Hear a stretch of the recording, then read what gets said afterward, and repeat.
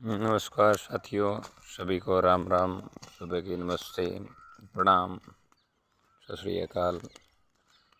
और ये वीडियो आज 15 मई 2025 को बना रहा हूँ और ये मेरा नरमा का एक दृश्य आपको दिखाई दे रहा है। इसमें हरा ये मोथा अभी टर्मिनेट पैदा हो रहा है और भी घास जो बारिश के कारण कभी कभी जब आ रही है तो हो रहा है। इसका एक नरमे का डिफरेंस मैं आपको दिखाऊंगा 2 एकड़ का, जो कि सेम डे बोया हुआ एक दिन पहले है और ये एक दिन बाद में है। ये नज़दीक से दिखाते हैं आपको नरमा। ये देखिए, ये नरमे का पत्ता बिल्कुल नया फ्रेश आ रहा है हर जगह है।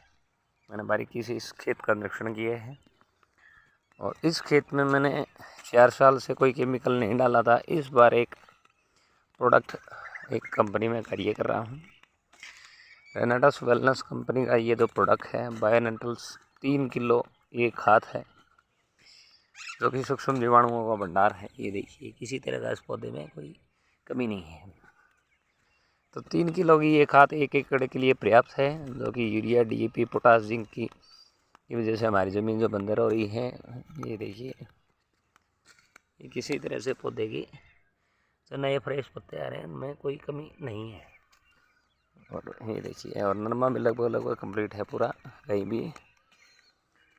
तो दिखाने का प्रयास ये है कि 3 किलो की खाद डालने के बाद ज़मीन में जो सूक्ष्म जीवाणुओं की कमी थी वो पूरी होगी। और पहले भी प्राकृतिक खेती मैं कर रहा था, इसकी रिपोर्ट भी अच्छी हो गई हुई। और ये दूसरा नरमा है, इसकी में क्या कमी है पोषण की ये दिखाता हूँ। ये देखिए,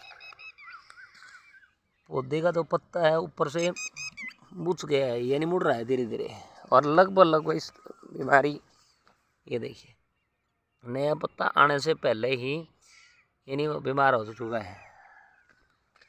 ये देखिए, हर एक पौधे का यही हाल है।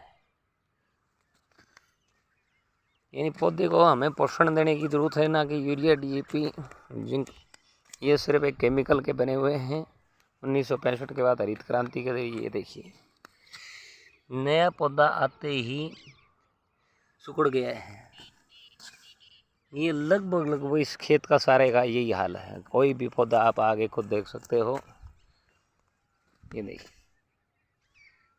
यानी ज़मीन के अंदर। और दूसरा कारण ये रहा था कि मैंने इस सरसों के तूड़ी को भी खेत के अंदर कंपोस्ट कर दिया था, उसको जगह जगह बखेर के, और इन्होंने जो बेच दिया था।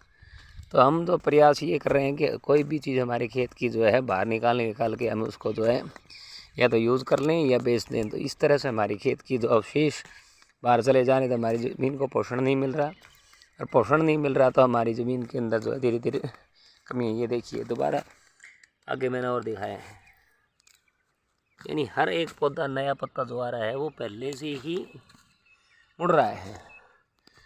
तो इस खाद का कितना फ़र्क है, प्राकृतिक खेती करने का कितना फ़र्क है। चलो, खाद मैंने इस बार डाली है वो स्पेशल ट्रायल के तौर पर कि उसका क्या रिजल्ट आएगा। HU में उसकी रिपोर्ट गई हुई है और वो रिपोर्ट बहुत ही जल्द आपको लाइव ही शो करेंगे, उसके भी रिजल्ट्स दिखाएंगे। तो प्राकृतिक खेती की तरफ लौटिए, केमिकल्स ज़मीन के अंदर धीरे धीरे कम कर दो, नहीं तो आने वाली समय ज़मीन के अंदर पैदावार जो है होना ही शायद बंद हो जाए। तो आपको भोजन की आपूर्ति ना हो, इसके लिए हमें आज इस बात पर विचार करना होगा। धन्यवाद।